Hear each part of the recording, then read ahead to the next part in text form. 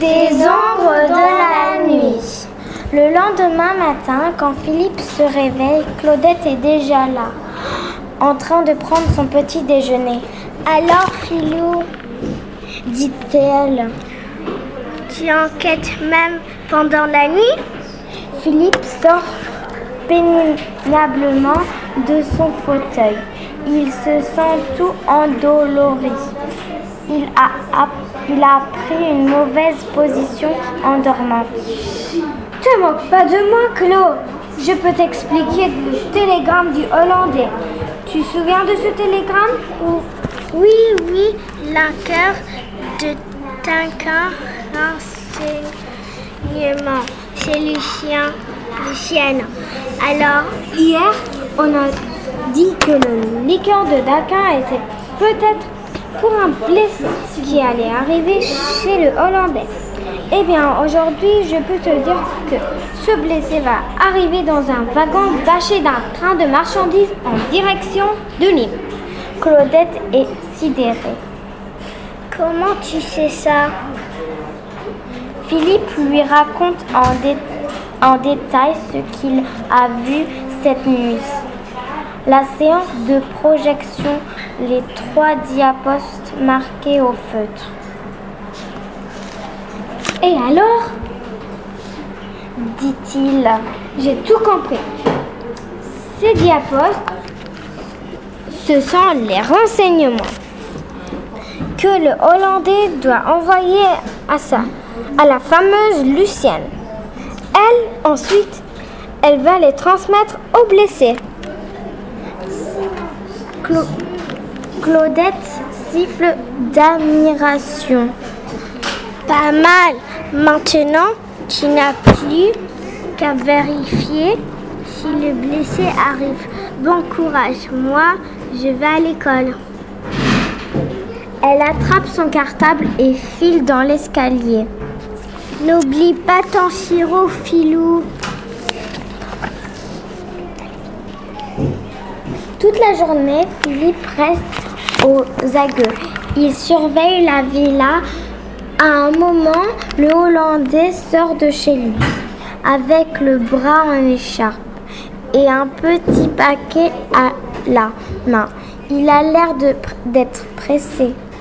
Philippe se dit, il va sûrement à la poste pour expédier ses diapositives à Lucienne. Le lendemain, c'est la Hollandaise qui sort de la villa. Elle s'en va en voiture et quand elle revient, elle sort du coffre une tonne de provisions. Des bouteilles, des boîtes à conserve, des légumes. Quel chargement!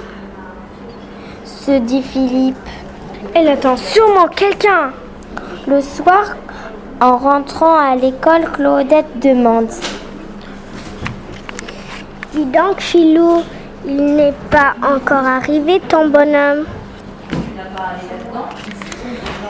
Patience, Claude. Des trains de marchandises, il n'y en a pas si souvent. Claudette laisse Philippe à ses jumelles. Elle prépare à manger, puis elle téléphone à maman. Tout va bien,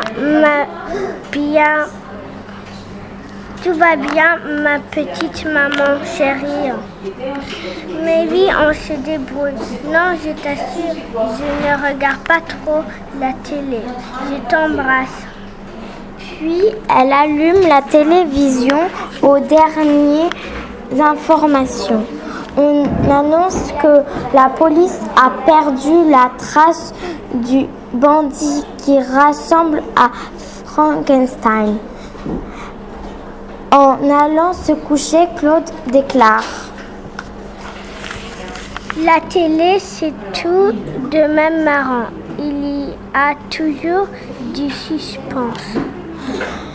Tout le village s'endort en même temps. Quel seul Philippe.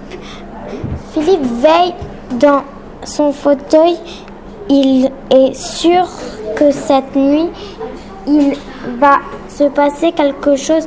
Et en effet, à 2 heures du matin, une ombre d'homme se glisse hors de la villa, suivie d'une ombre de chien. 1 heure plus tard, ce sont 3 ombres qui reviennent et sont pénétrées sans un bruit dans la maison d'obscur.